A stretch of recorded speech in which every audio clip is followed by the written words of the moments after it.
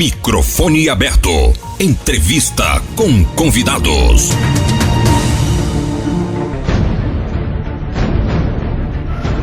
Olá, bom dia, ouvintes da Rádio Ritmo. Está entrando no ar mais uma edição do programa Microfone Aberto, gravando remotamente, dia 29, sabadão, todo mundo ouvindo e curtindo pelo radinho e também pelas redes sociais, YouTube. Neste sábado, a convidada, aliás, 3 convidados, e vale uma explicação. Por motivo técnico, 2 convidados hoje não estarão presentes. Portanto, a minha entrevistada hoje é a doutora em Educação pela Universidade de Brasília, Cristina Porto Costa. É um grande prazer receber a professora, educadora Cristina Porto Costa num bate-papo que vai ser muito interessante, e a pauta é a seguinte: como a música pode contribuir para a socialização e formação humana na educação básica.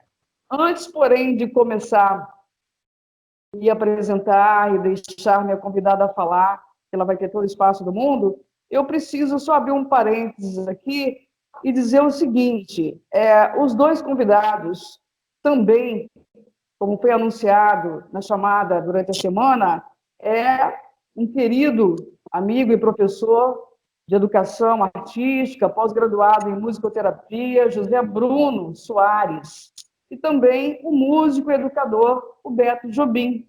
Infelizmente, por motivos técnicos, não conseguimos fazer a reunião de todos aqui na videoconferência. Hoje estamos através do Skype e dependemos aí da parte técnica também. Então, peço mil desculpas aos meus queridos amigos, músicos e educadores, Bruno e Beto Jobim, ressaltando que, numa breve oportunidade, faremos uma entrevista em 3, eu, Bruno e Beto. Tá bom? Então, pessoal, está explicado, justificado, já pedi desculpas em off, mas a questão técnica realmente independe de mim, de nós. Seja bem-vinda, minha querida. Olha, o bate-papo com você está me deixando muito curiosa, porque esse termo, se me permite, Cristina Porto Costa, esse termo fagotista, educadora musical fagotista, doutora em educação. Explica para a gente, bem-vindo, o espaço é todo seu. Olá, ouvintes, olá, Né, que prazer estar aqui. Para falar de um assunto que é delicado e que todo mundo conhece, de alguma forma. Só que os espaços que a gente vai abordar aqui hoje implicam estudo, formação de professor, o que a música está fazendo na escola, né? Então, me apresento um pouquinho, Cristina Porto Costa. Fagotista é a pessoa que toca fagote. Às vezes me perguntam, você toca pagode? Eu disse, não é bem pagode, é fagote, é um instrumento de sopro, né? De sopro, que não é tão conhecido, ele toca mais em orquestra, mas também faz roda de choro, que vier vem bem. É um instrumento muito versátil, e eu me dedico a ele há alguns anos já. Eu era pianista, depois eu mudei para o instrumento de sopro. Então, toda a minha carreira foi dentro da parte musical e da parte de docência. Eu sou professora de música, e eu vim de uma escola especializada, a Escola de Música de Brasília. É uma escola que tem mais de 30 cursos diferentes, de instrumentos diferentes. É uma escola pública, aqui do Distrito Federal, né, localizada no Plano Piloto, em Brasília, e eu sou aposentada por essa escola, já há algum tempo. Então, eu sou fagotista porque toco fagote, professora de música, me licenciei em música, depois fiz bacharelado nesse instrumento. Procurei conhecer muito de saúde do músico também, né? Meu mestrado é nessa área de saúde do músico. E continuei os estudos. Depois de aposentada, eu fui fazer meu doutorado em educação para entender melhor que contexto é esse do espaço formal que ensina música e como é que isso pode ajudar na formação das pessoas, né? Então, breves pinceladas estou aqui para responder perguntas e também para colocar um pouquinho das reflexões sobre esse espaço, né? Porque... Desculpa, te cortei. É uma grande honra receber você, porque é uma fonte pura e muito aprofundada na questão musical. Você é doutora em educação, a formação musical. A colocação está correta? Eu sou, enfim, eu tenho curso de doutorado na área de educação. E sim, minha pesquisa foi sobre a educação profissional, porque eu venho de uma escola especializada. Então, eu me dediquei a pesquisas dentro dessa área, da educação profissional, especialmente em nível técnico, que a gente tem muito no Brasil. São escolas especializadas, boa parte delas são particulares, porque a gente teve um período enorme, 40 anos, em que a música ficou fora das escolas. Então, se você pensar isso, a demanda continua, porque a música é do ser humano. Fazer música, se expressar, entender a música como uma linguagem, como uma maneira de trabalhar os sentimentos, as emoções, uma forma de conhecer o mundo, a vida, né? De filosofar, enfim, se expressar, faz parte de qualquer pessoa. Então, quando a gente pensa assim, não, mas precisa ter um talento, um dom muito especial para você ser músico, hoje em dia a gente contesta isso, vê de uma maneira diferente, a gente pensa nas muitas inteligências que a gente tem, a inteligência musical é uma delas, né? E que todo mundo pode desenvolver música porque tem isso dentro de si, faz parte. Então, quando a gente fala de educação integral do ser humano, as artes fazem parte da gente. E a música é uma das linguagens pelas quais a gente pode se manifestar, né? Então, pensando nisso, a gente teve essa ausência da educação formal em música durante 40 anos. Aí, em 2008, depois de muita pressão, de muita mobilização de toda a sociedade, dos educadores, da comunidade, né? Nós tivemos a aprovação da Lei 11.769, que colocou de volta a música nas escolas. Mas em que termos isso aconteceu?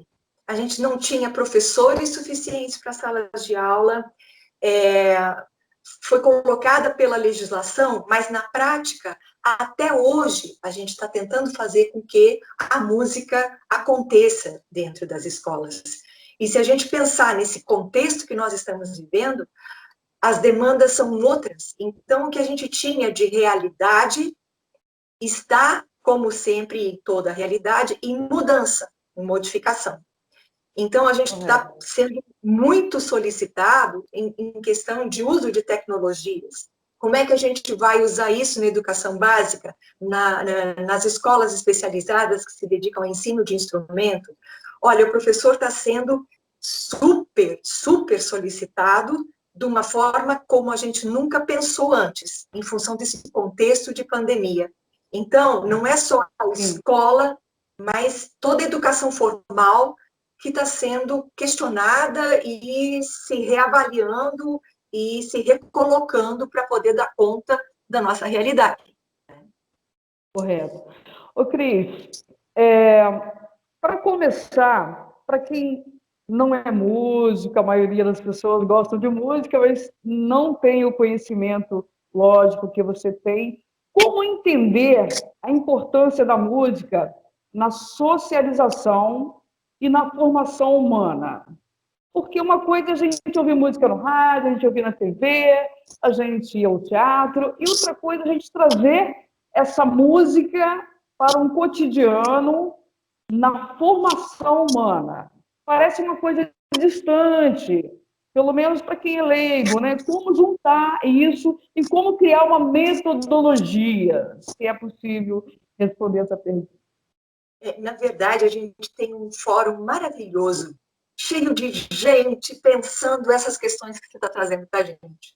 Se chama Associação Brasileira de Educação Musical, onde a gente discute, muitos professores trocando ideias, mas mesmo o professor que não faz parte dessa associação, todo dia ele é confrontado, né, com as coisas que acontecem dentro de sala de aula, né, do ensino de música. E o que a gente pensa, você trouxe aqui para a nossa conversa a apreciação da música. A música faz parte da vida de praticamente todas as pessoas, salvo algum impedimento, né, de ouvir alguma questão assim. Mas em qualquer comunidade, a música está presente. Ela é identitária. Então, se você vai em uma comunidade de cunho religioso, em uma comunidade social, em alguma agremiação, sempre vai ter música.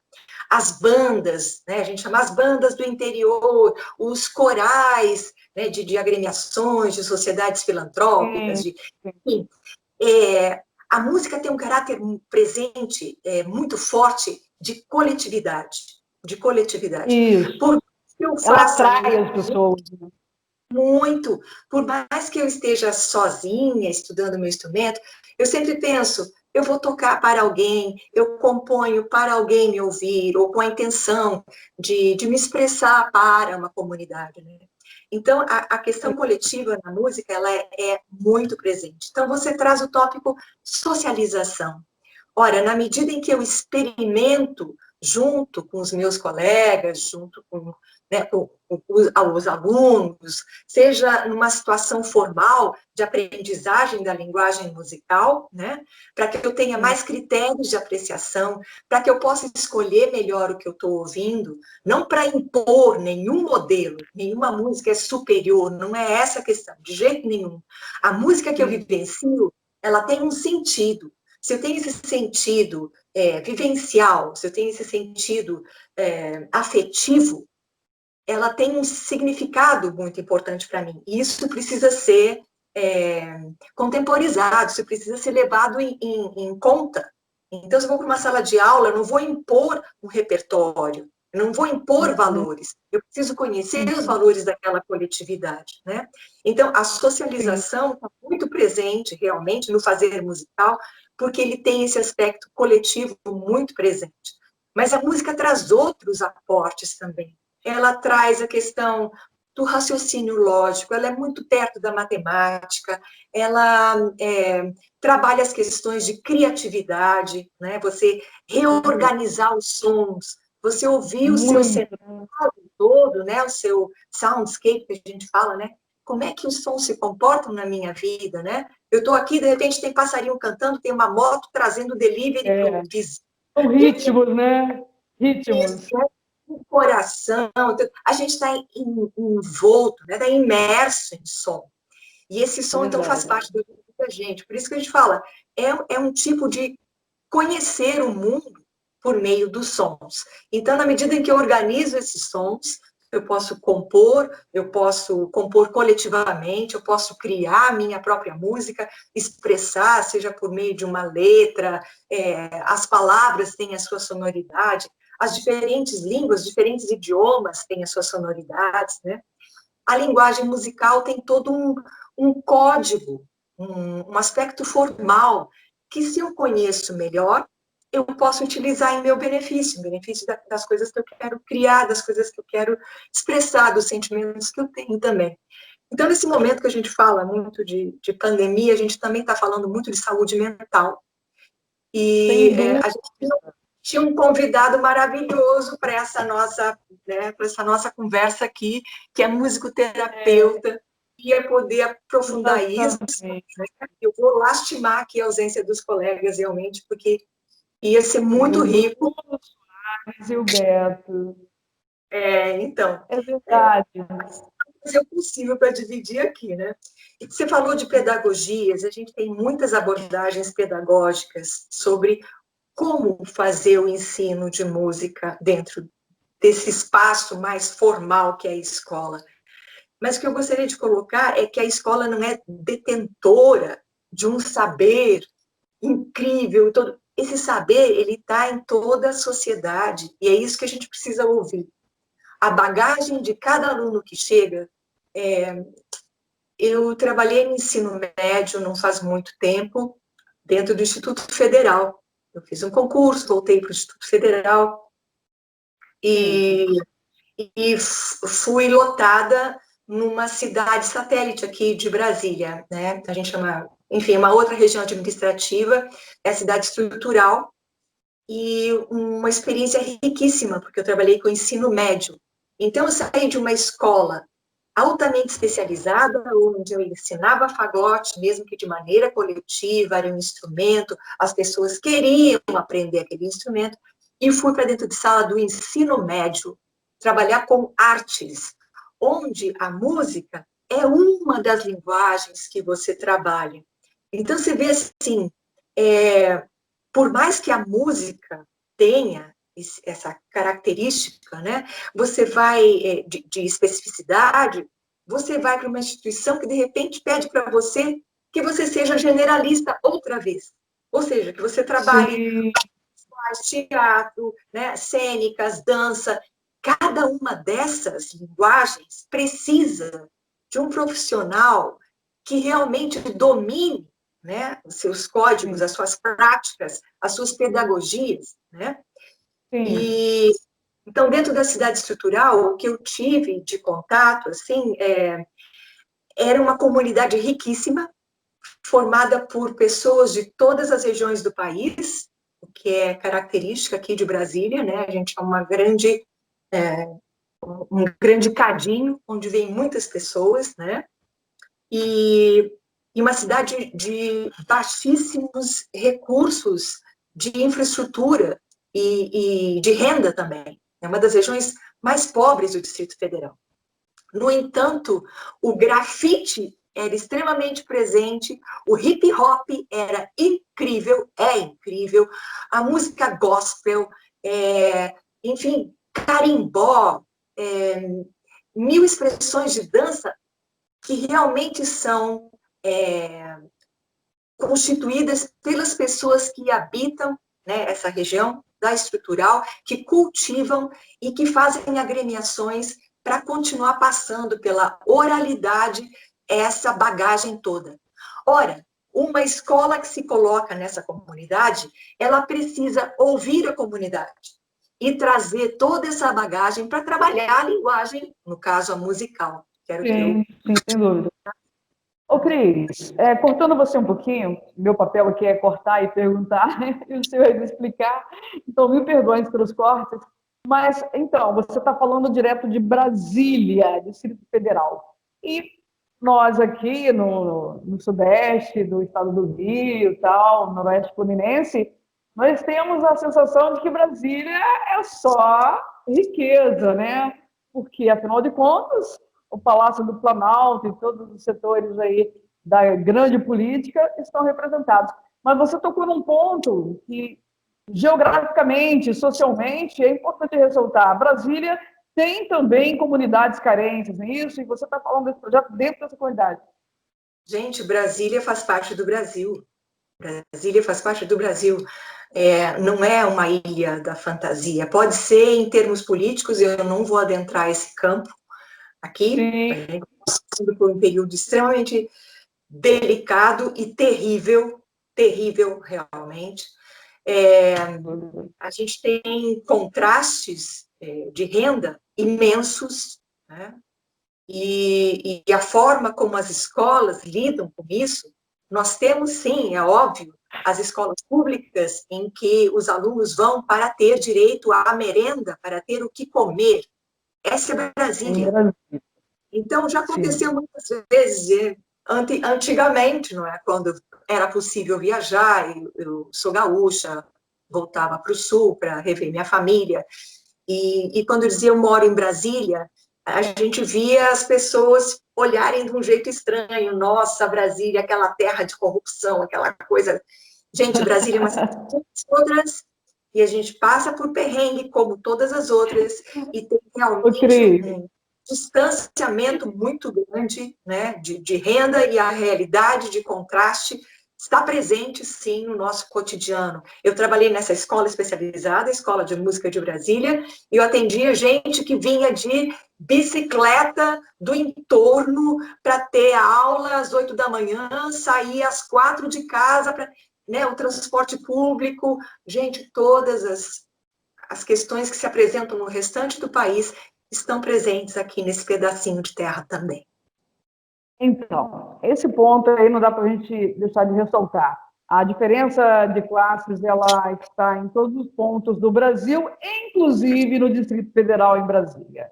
Avançando ao seu raciocínio, eu cortei você, voltando ao seu raciocínio sobre a música, como iniciar a formação humana e a partir de que idade, se é que existe uma faixa etária, onde deve ser iniciada a formação humana e educação através da música? A socialização, todo mundo dança, todo mundo canta, desafinado ou não, e a música está no nosso dia a dia, como a gente já ressaltou anteriormente.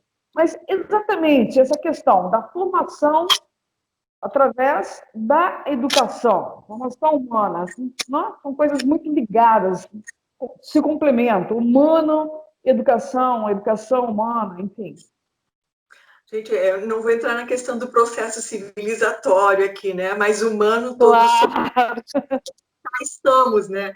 Então, se você pensar que um bebê ouve a mãe cantar, né? Antes de nascer, a música já está presente, né? A sensibilização pelo som está presente sempre, desde que nos formamos, desde que nascemos, antes mesmo desse processo, né? A questão é que a escola ela pode trazer processos que agilizam esse desenvolvimento, por conhecer exatamente como se dá o desenvolvimento motor, psicológico, quais são as ferramentas pedagógicas que se tem para você incentivar, propiciar esse desenvolvimento. Mas olha só, dentro dessa visão de formação, na medida em que há uma estimulação sonora desde cedo, dos pais cantando, de ouvir música, a criança está criando essa bagagem, ela está trazendo essa vivência, né? Dentro da questão das múltiplas inteligências, se fala que dos 3 aos 10 anos se tem uma grande janela de aprendizagem musical, né? Então, tudo que acontecer nesse momento é mais facilmente trabalhável, né? Mas aqui e em outros lugares do país, a gente tem também cursos para bebês, musicalização para bebês. Então, a UNB tinha um projeto, agora esse projeto já tem um outro cunho, já está dentro de projetos sociais em outras cidades, satélites, né, outras regiões administrativas, em que os pais são musicalizados, entre aspas, juntos com o seu bebê. Para você ter uma ideia da dimensão desse processo, antes da criança nascer, o nomezinho dela já estava na lista. Tamanha a procura. Então, não é meu filho vai tocar um instrumento, eu já comprei o violoncelo para ele, eu já comprei o trompete para ele. Coitado do menino, talvez ele nem queira tocar nada disso, fazer outro tipo de música, né? Dá uma chance, poxa, né? Oportuniza. Mas o processo de musicalização começa muito cedo, é uma coisa muito tenra. E começa com pequenos estímulos, é cantar junto, é bater palma, é ouvir, é possibilitar com que a criança reaja aos sons, é com cuidado, é com carinho, afetividade. Afeto e música o tempo inteiro estão somados ali, né? Muito boa. A sua colocação é perfeita. E me surpreende, porque a cada entrevista é tudo muito espontâneo, eu vou perguntando porque, como falo, antes de ser jornalista eu sou curiosa, que bom, porque isso me estimula a ter esse contato, esse bate-papo, que para mim é essencial, imagino que os ouvintes também curtam bastante, e aproveitando que estão falando sobre isso, vou ressaltar para os ouvintes, Cris, que a pauta do microfone aberto de hoje é como a música pode contribuir para a socialização e formação humana na educação básica.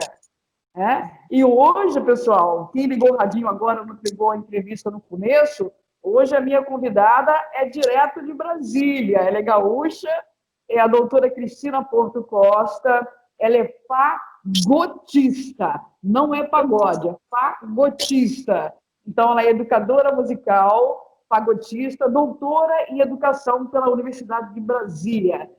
ressaltando que é assim, um privilégio enorme conversar com você, Cris, sobre um assunto tão gostoso que é a música, e dentro de um contexto tão essencial, que você destacou bem, estamos em plena pandemia, e todo mundo está muito mais frágil,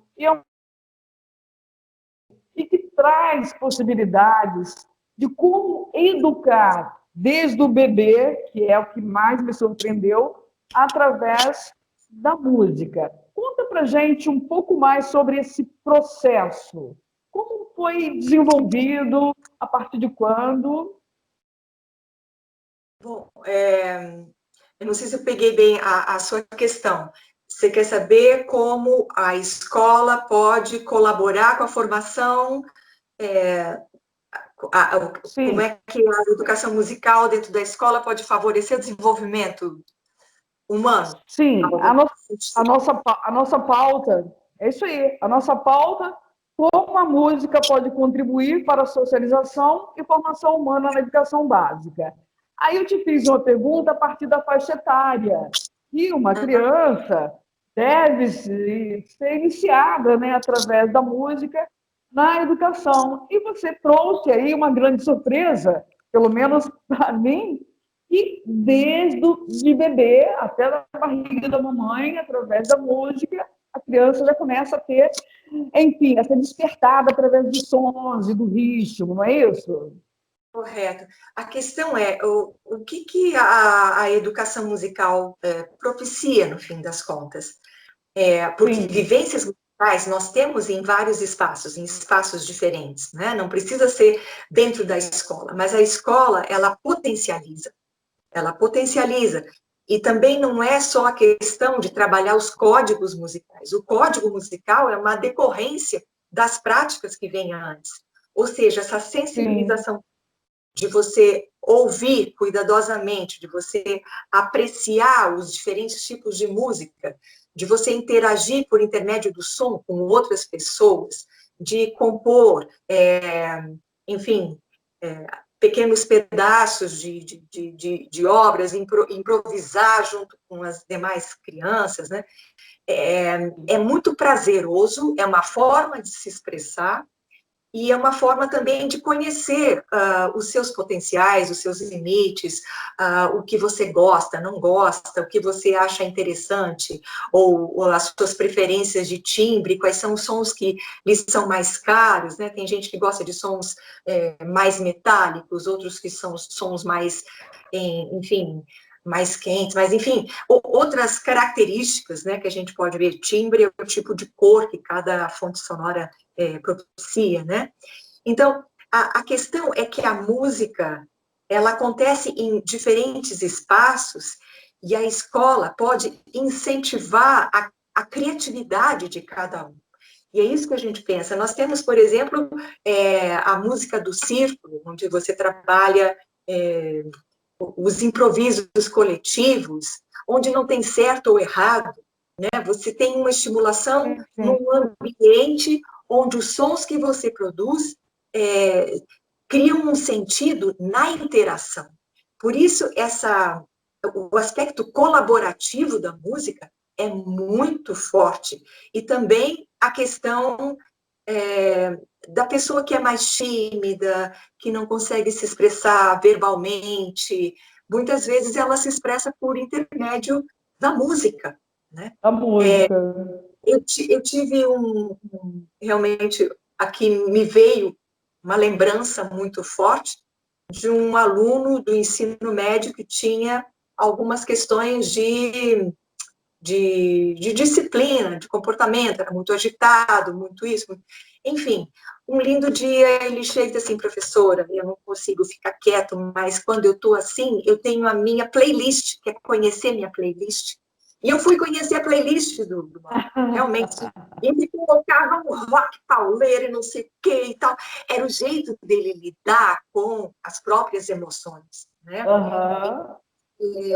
Isso está muito presente também dentro da sensibilização e dentro da Sim. forma como você lida com seus próprios afetos, né, com as suas próprias emoções. Aí, Cris, aí a gente está falando de um adolescente, você citou, desenhou um contexto aí, de um jovem que tem a sua preferência musical, sua playlist, a sua lista de músicas lá, mas dentro de uma turma de 20 alunos, 15 alunos, como esse educador pode trabalhar a educação, já que a preferência musical ela pode ser, sim, bastante diversa, e até para não induzir da liberdade de cada aluno descobrir o seu próprio ritmo e seu próprio gosto musical. Aí entra a questão, que eu vou chamar de assim, como ser democrático na educação nesse aspecto? Ouvindo, ouvindo, porque há espaço para todas as manifestações. Então, na medida que eu coloco uma valorização, né, coloco uma referência única, eu estou podando as demais.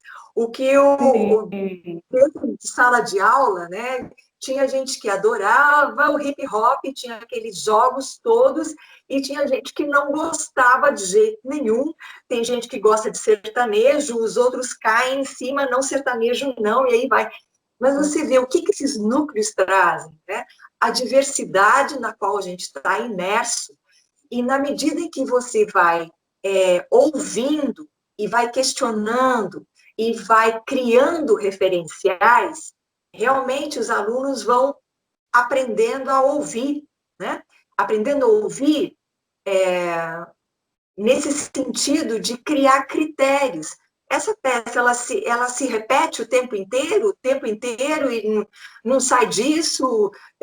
Quando chega algum novo evento sonoro, o que isso desperta em mim? Né? Esse ritmo que eu gosto de onde vem, qual é a origem? Isso é folclórico, isso é nosso, isso é importado de outra nação, de outro país, tal.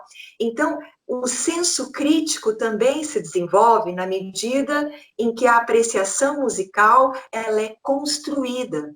Então, você não chega dizendo, essa música não presta, esse negócio é muito ruim, não é isso, essa não é a forma de abordar. Então, não é induzir uma apreciação, é construir um ferramental auditivo em que os alunos realmente possam fazer as suas apreciações e chegarem às suas conclusões. É isso que eu quero ouvir? Não é. É isso que eu quero criar? Não é. É isso que expressa o que eu sinto? Não. Essa letra tem mais a ver com a minha comunidade? Não, prefiro outra. Então, não são só imposições de jeito algum, não está impondo aqui critério para dizer essa música é melhor. Não é isso, entendeu? São as vivências, a bagagem e o respeito à diversidade. A gente precisa do respeito ao universo musical de cada um. Então, isso me encanta, porque o professor, o educador, sempre está na posição de quem vai ensinar.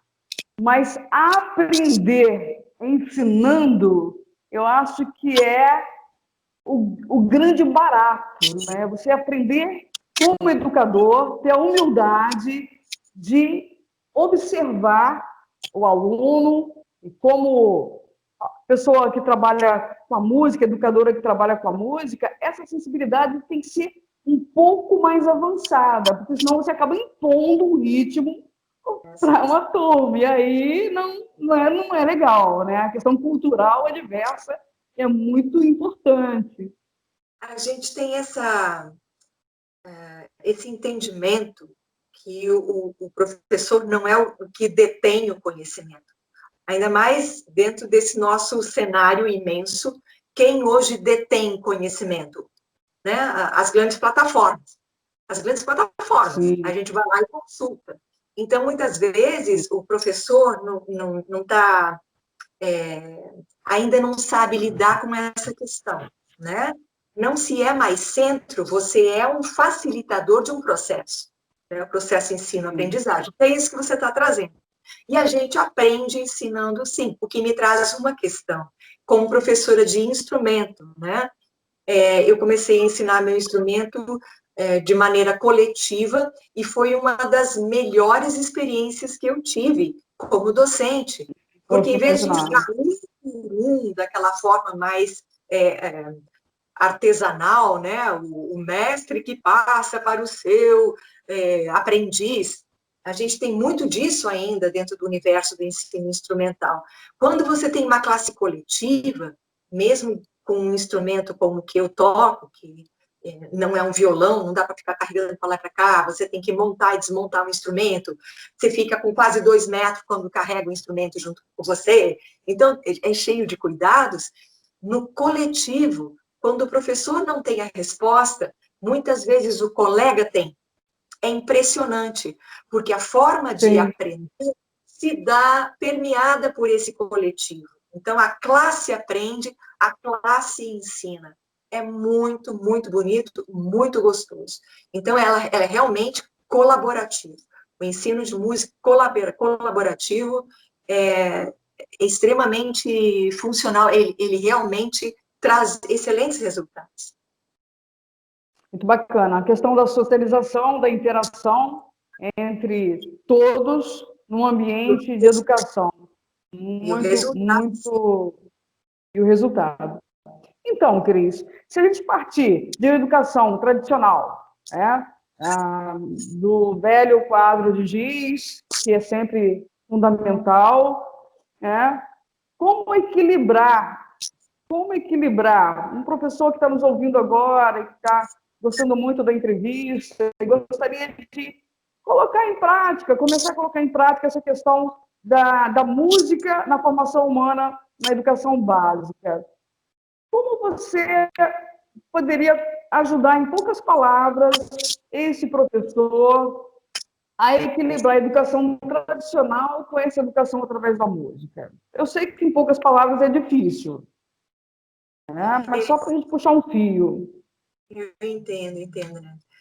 A questão é, eu penso que os meus colegas professores têm a sensibilidade realmente de perceber o que acontece na sua realidade do dia a dia, né? Do dia a dia. Então, se o professor está usando ainda giz e lousa, alguns nem isso tem, nem isso tem. E a gente tem outros que utilizam tecnologia de ponta, né? E dentro desse espectro, o fazer musical tem muitas nuances. Então, a primeira coisa é realmente conhecer o seu aluno, né? Conhecer a comunidade da qual ele vem, conhecer as suas preferências, ouvir música, ouvir o som circundante, acompanhar com cantos, com movimentos corporais, com, enfim, palmas, o que você tiver disponível. E eu sei que o professor realmente é extremamente criativo dentro de sala, porque nós vivemos num eterno improviso, por mais que você planeje a sua aula super bem, a gente tem muitos momentos de imprevisto, de variabilidade, como a gente chama em ergonomia, né? Você não tem controle sobre a situação. Você é um partícipe de uma situação que é co-criada o tempo inteiro. Esse é o ensino real. Então, é muito legal você ter tudo anotadinho, eu quero fazer tal e tal exercício, vou cantar tais e tais músicas, meu objetivo é ensinar tal e tal compasso, tal elemento de linguagem, vivenciar isso ou aquilo, mas eu preciso estar disponível. Eu tive uma experiência muito interessante logo que eu cheguei em Brasília. Eu cheguei em Brasília a convite do diretor, eu vim fazer um curso de verão em Brasília e recebi um convite para ficar, né? Recebi meu emprego, foi incrível. Então, eu tinha Você acabado de está entrar... quantos anos em Brasília, Cris? Você 30, está quanto tempo em Brasília? 38 anos, por aí. Tá? Você saiu do sul, você saiu do sul do país para Brasília, uma outra Vim para... cultura, e aí... Fiz minha E aí vida teve... profissional por aqui. Exato. E, sim, aí depois dessa questão, a gente estava vendo... Desculpa, eu perdi o fio da meada. Então, quando você foi convidada a ir para Brasília, e aí foi muito bacana, porque você começou a ter todo esse... Sim, essa experiência para a qual eu não estava preparada. Eu fui Eu cantei no Madrigal de Brasília, tocava piano, acompanhava cantores, ou seja, eu tinha uma bagagem de fazer música com o meu instrumento, mas a bagagem de ensinar eu não tinha, né? Eu comecei a fazer licenciatura quando eu cheguei em Brasília, para você ter uma ideia, né? Então, eu tinha um contrato temporário, que trabalhava nessas áreas que eu acabei de falar, mas também fui assessorar uma professora que tinha um projeto com crianças de 4 anos. Gente, é um universo, a educação infantil é um universo altamente especializado, altamente especializado. Então, você canta com as crianças, mas qual foi o impasse? O mobiliário não era adequado, o espaço não era adequado, a metodologia que estava sendo transplantada, ela era de um outro país, só estava sendo traduzida. Então, o que tinha a ver com a realidade das crianças? Pouco, muito pouco.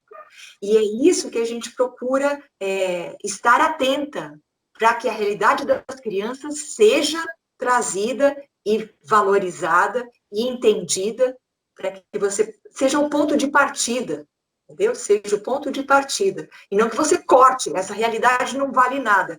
Não é assim. A música acontece desde que nascemos, né? O coração está batendo, você tem você.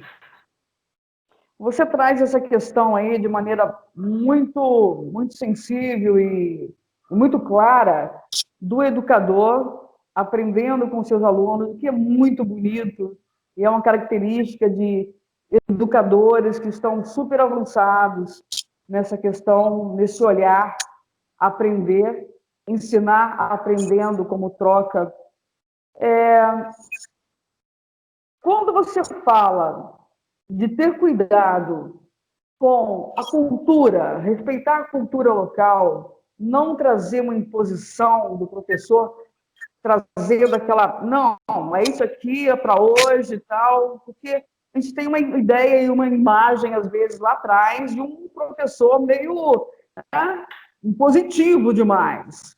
E essa educação leve, gostosa, na base da interatividade, da troca, ela tem um sabor especial, tanto para o educador, como você bem coloca, como para o aluno.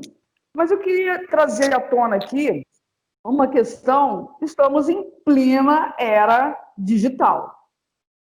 Como os instrumentos celulares, tablets e tudo mais, como esses aparelhos, esses objetos eletrônicos podem ou deveriam ajudar mais em sala de aula? E até que ponto isso poderia ajudar ou atrapalhar? É uma questão real, todo mundo tem um celular, enfim. Sim, é uma questão, né, é presente em todos os campos de conhecimento, né? Você está falando do espaço de sala de aula. E, obviamente, que existem acordos para o uso do celular. E há disciplinas que usam como uma ferramenta dentro de sala de aula. Vamos procurar links, vamos procurar... às vezes, você tem um laboratório, por exemplo, no Instituto Federal, onde eu trabalhei, você tem um laboratório onde você pode levar os seus alunos e há alguns canais para que você tenha acesso e outros canais não são veiculados ali, porque você está num ambiente de estudo. Então, não é para você ir no seu Facebook e ver o que está acontecendo, ou ir no Instagram para postar, né, a sua selfie mais recente. Não é essa a ideia. A ideia é que a gente não pode negar o momento tecnológico em que a gente está e simplesmente proibir, né? Nesse momento, nós não vamos usar o celular dentro de sala de aula, porque eu tenho uma atividade que exige outras competências, outras habilidades. Eu não preciso do celular. Agora nós vamos tocar um instrumento, beleza? Então, para tocar esse instrumento, eu preciso estar disponível. Por outro lado, eu posso fazer do celular um instrumento. Então, sim. Né, tentando contemporizar essa questão. Não é pela proibição que a gente vai chegar a um meio termo, mas por essas regras de convivência, por esses acordos, pela necessidade do uso e, enfim, da utilização da tecnologia, sim. Eu não posso simplesmente dizer, não quero saber das tecnologias, eu vou fazer música como era feita na Idade Média, entendeu? Não é, Sim. a não ser que essa seja uma opção estética. Então, eu quero fazer música com Sim. instrumentos antigos. É outro ambiente de trabalho. Então, eu toquei nesse ponto estamos em plena era digital, porque existe dois olhares. Então, a pergunta ideal seria como nos beneficiar e beneficiar os alunos na educação usando o celular. Estamos falando da educação baseada na música. Então, o aparelho celular é muito fácil você ter acesso à música também. Então, assim, isso eu acho que é um ponto de reflexão mesmo. Até que ponto a internet, entre aspas, atrapalha ou pode ajudar muito, não é? Então, Olha só. é um momento de redescoberta, de reconstrução, de olhar mesmo para essa possibilidade, eu acredito. Não é não, Cris? Só que, para isso, a nossa formação docente também precisa ter esse cuidado. Né? Não é simplesmente joga aí tudo que você sabe, né, em termos de tecnologia, e vamos tentar canalizar para aula de música. Há fóruns de estudo para que você realmente otimize esses recursos. Se, por um lado, você tem um celular, ou você tem, onde a fruição, você ouve muita música, você está criando também referenciais estéticos na medida em que você ouve música, você também tem softwares, tem, enfim, aplicativos de criação musical, de composição, de desenvolvimento de percepção. Tudo isso você pode usar por meio de celular ou de outros aparatos midiáticos, né? Você não precisa simplesmente interromper tudo e dizer ou usa ou não usa. A gente tem que contemporizar. Mas sair do achismo, eu acho que isso funciona, eu vou experimentar se isso funciona, para não reinventar a roda, gente. Porque muita pesquisa já é feita nessa área, né? Então, é utilizar o que a gente já tem de conhecimento para poder fazer com que a aula ande melhor, sem tanto desgaste, sem fica olhando para mim, agora guarda o celular, agora não é a hora, né? Então, a gente cria problemas de disciplina, vou chamar assim. Você não sabe o que o aluno está olhando na tela, na verdade, e alguns têm controle absoluto sobre o que é que o meu aluno está fazendo. Sabe? Então,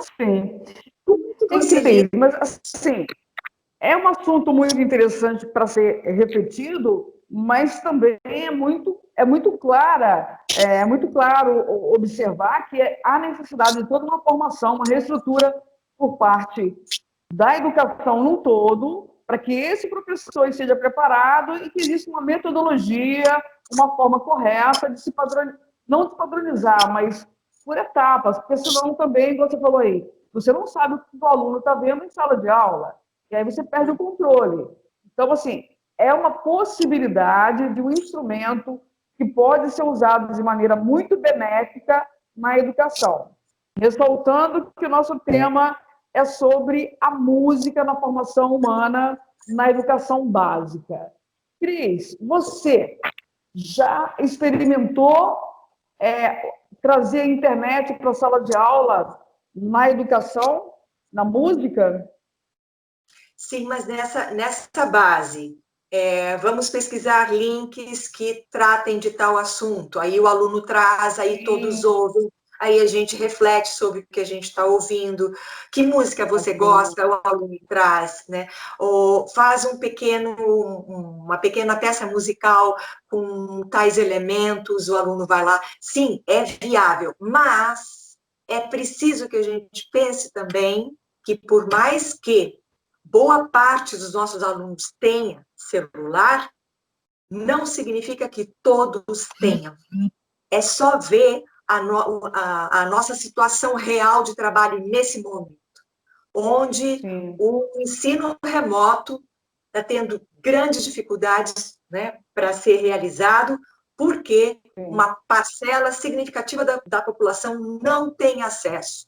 Não tem acesso à internet, não tem acesso ao celular para isso.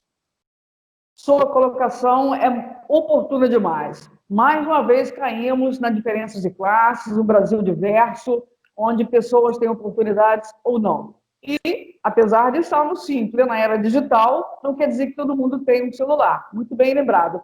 Mas a estrutura educacional, num todo, há de se pensar em criar alternativas mais viáveis para computadores, em salas de aula, tal. Está na hora de tirar um pouco essa coisa assim do celular como um mito, né? A internet como um mito e trazer para a sala de aula, partindo até mesmo da estrutura da educação. Ô, Cris, vale ressaltar para os nossos ouvintes que estão nos ouvindo aqui agora através da Rádio Ritmo, porque muitos não ouviram o início da entrevista. Então, eu sempre lembro que estou conversando hoje no microfone aberto, que hoje é dia 29 de agosto, estamos gravando remotamente, mas quando estiverem nos ouvindo, já será um belo sábado, e, se Deus quiser, um sábado maravilhoso. E esse bate-papo nosso aqui, ele vai ser divulgado tanto através da Rádio Ritmo, como através das redes sociais, inclusive YouTube. Espero que todo mundo compartilhe, todo mundo levante questões também interessantes para próximas entrevistas. Então, pessoal, a minha entrevistada de hoje, ela é educadora musical fagotista. Ainda quero entender um pouco melhor isso aí, viu, Cris? Fagotista, ela é doutora em educação pela Universidade de Brasília. Então, estamos gravando remotamente, a Cris está em Brasília e eu estou aqui pertinho de Santo Antônio de Pádua, e esse bate-papo ele vai render muito ainda, porque teremos outras oportunidades, se Deus quiser, mais à frente.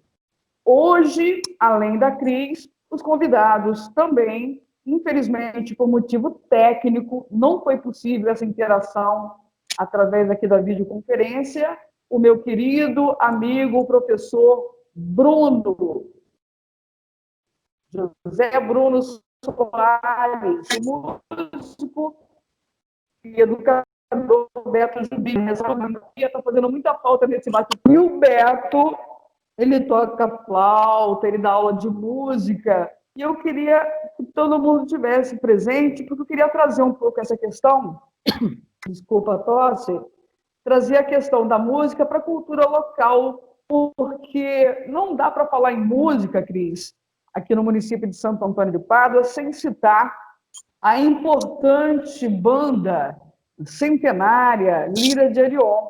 É uma banda que, quando criança, e faz parte da nossa história, em épocas festivas, 5 da manhã, a banda acordava todo mundo, ia passando, ia arrepiando, e os coraçõezinhos batendo forte. E quando você traz essa possibilidade linda da educação através da música, é super compreensível, porque se me recordo dessa banda com tanta emoção, numa sala de aula, é muito mais fácil tocar e alcançar a inteligência, a sensibilidade de cada aluno, não é isso? Olha só, as nossas bandas, elas são realmente uma manifestação cultural muito importante. Qualquer agrupamento, sejam os corais, que eu já falei aqui, ou mesmo as bandas. Eu mesma tive na minha formação a oportunidade de fazer parte de bandinha, né? A bandinha escolar dos anos iniciais, depois uma banda onde eu tocava escaleta, e enfim. E a tradição das bandas é muito forte em algumas regiões do país, muito, muito forte mesmo. Então, se a gente tem essa visão de que a sala de aula é um lugar onde você pode ter um ensino mais formal, você ensina a linguagem musical, os meninos podem tocar tirando de ouvido, sim, mas eles podem ler música também, como uma linguagem que tem seu código, né? E elas podem criar suas próprias músicas e podem escrever suas próprias músicas para a banda, né? É muito, muito, muito importante. E a gente tem essa manifestação na comunidade, porque cada um que participa de uma banda seja ela escolar, seja ela de alguma outra instituição, a família toda participa de alguma forma dessa manifestação musical também. Então, há algumas que são muito, muito tradicionais. Eu tive a oportunidade de ir para a cidade de Cachoeira, na Bahia, e eles têm duas grandes bandas que competem desde que a cidade nasceu, né? Então, realmente, a cidade se polariza positivamente, né? Por meio das suas bandas, das suas liras.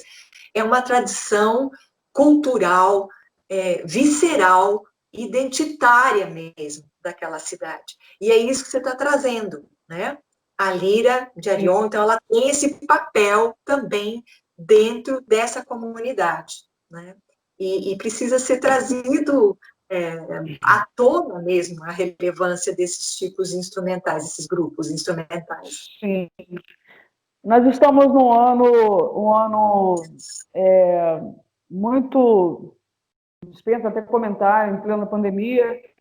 Nós estamos num ano também, um ano político, e que eu, né, jornalista, cidadão, faço um apelo para que os nossos próximos representantes, e peço licença até para fazer esse apelo, Cris, que eles olhem com mais carinho, com mais sensibilidade, com mais seriedade para a questão do resgate da banda Lira de Arion, que ela é um legado da nossa história. E com a educadora Cris aqui falando da importância da música na formação humana através da educação, isso nos faz repensar mais ainda na importância do resgate dessa banda e numa forma de readaptação, fica aí a ideia, né? Professores, pessoas responsáveis pela educação, pensar em utilizar a música como socialização em sala de aula e formação humana, educação, enfim. É fantástico, Cris. Ô, Cris, eu também falo muito, eu sempre falo, eu vou falar menos, mas é a força de expressão, né? O querer também dizer o quanto é importante a participação de cada entrevistado. E, assim como eu, muitos ouvintes não sabem sobre o pagode. Não é pagode, é pagode. Você é educadora musical fagotista. Que instrumento, que ritmo é esse? Tenta explicar para quem não conhece. Gente, é um instrumento... Eu não vou tocar, porque precisa umedecer mais. Pega aí. Mas Tá bom. Pessoal, estou conversando com a professora educadora Cris. Ela também está aqui através da internet. Então, quem quiser, quem estiver nos ouvindo através da rádio e quiser ver Cris e ver o instrumento que ela está mostrando aqui, é bem interessante. É mais um motivo para você correr lá no YouTube, clicar lá, digitar lá, programa Microfone Aberto, e você vai encontrar a edição do programa de hoje com a Cris mostrando agora um instrumento maravilhoso. Digitar em qualquer, enfim, buscador, pagode, e vocês vão ter muita música, inclusive música brasileira, vão ter samba, muito choro, que já é tocado com fagote. Fagote é um instrumento bastante conhecido em orquestra, né? Ele não era um instrumento solista de jeito nenhum, mas hoje em dia a gente faz o que a gente quer com os instrumentos que a gente tem. Então, é um instrumento de sopro, é um instrumento de palheta dupla, e essa palheta precisa estar úmida para poder tirar som. Então, agora, né, não vai sair som. Mas, enfim, é um instrumento de sopro e eu espero que vocês conheçam e gostem do som dele, procurando por aí, ou ouvindo, de repente, nas proximidades tem algum fagotista aí. Ah, e dá para tocar pagode nele também, não é meu forte, mas cuidado. Eu estou me segurando aqui para não pedir você para tocar, né? Mas vai ficar para outra oportunidade. Fica numa próxima. Tá, obrigada por ter mostrado o instrumento. O pessoal que está ouvindo através da rádio vai ter que correr lá na internet e buscar, então, o microfone aberto neste sábado, 29 de agosto, para poder acompanhar aqui a imagem que a Cris acabou de mostrar, ou também lá no Google, lá e pesquisar. Mas é melhor olhar aqui através do nosso bate-papo, viu, Cris? Está muito gostoso. Pena que o tempo é muito curto. Eu sempre pergunto, Cris, ao final da entrevista, com vontade de sempre continuar batendo esse papo, que é realmente muito prazeroso, qual foi a pergunta que eu não fiz e um ponto que você gostaria de destacar? Nossa, que pergunta difícil essa! Para mim, seria essa questão, olha só, se a educação básica ela fornece um substrato respeitoso, a bagagem musical, né, ou deveria, pelo menos, aquele aluno que tem vontade de seguir ou carreira musical, ou aprofundar os seus conhecimentos, né, o que ele pode fazer? Né? Ele poderia procurar uma escola especializada, ele pode ter aulas na comunidade, muitas vezes essas aulas são gratuitas. A gente precisa de um intercâmbio entre esses dois espaços, o da educação básica e o da escola de música também, porque a escola de música não é feita de gênios, não é essa a questão. A gente até questiona esse pretenso dom, né, de super, hiper. O que a gente precisa é que pessoas que se sensibilizam para a linguagem musical procurem aprofundar a sua educação, né, dentro dessa linguagem, o que é muito possível. E, na verdade, se a gente parar para ouvir, sempre tem alguém tocando violão, ou por diversão, ou porque, né, gosta do som, ou porque tem alguém na família que já toca e tal. Manter as tradições vivas, né? Então, não é uma pergunta, é só uma consideração que eu faço, que as pessoas que têm essa vontade de seguir música, que se deem essa chance. Eu trabalhei com muitos adultos, é uma faixa etária que eu adoro trabalhar, adulto. O adulto chegava para mim e dizia, professor, eu sou muito desafinado, eu não consigo tocar, não consigo cantar. E você vai ver o que aconteceu. A pessoa não tem uma estimulada. E não é, todo mundo é capaz, né? Todo mundo é capaz. Então, o adulto merece se dar esse resgate de aprender música, de fazer música, de cantar, dentro das suas possibilidades. Então, eu gostaria de estimular as pessoas. Procure, né? Procure um professor de música, faça algum curso, procure a sua comunidade, cante em conjunto, toque em conjunto. Você vai se sentir melhor, né? Mesmo que seja por meio da telinha. A gente não sabe o que vai ser do ensino musical daqui para frente. Mas a gente tem muitas possibilidades. Mas eu sou desafinada que eu não tento cantar nem no banheiro. Eu não ouso. Ouse. Você vai conseguir. Vai conseguir. Ô, Cris, meu anjo, muito, muito obrigada por ter aceitado o convite. A gente não se encontrou por acaso, né? Temos um admirador, pelo menos admiramos bastante Peter Schultz, e foi ali que a gente se encontrou, né? No comentário da última entrevista, foi muito bacana.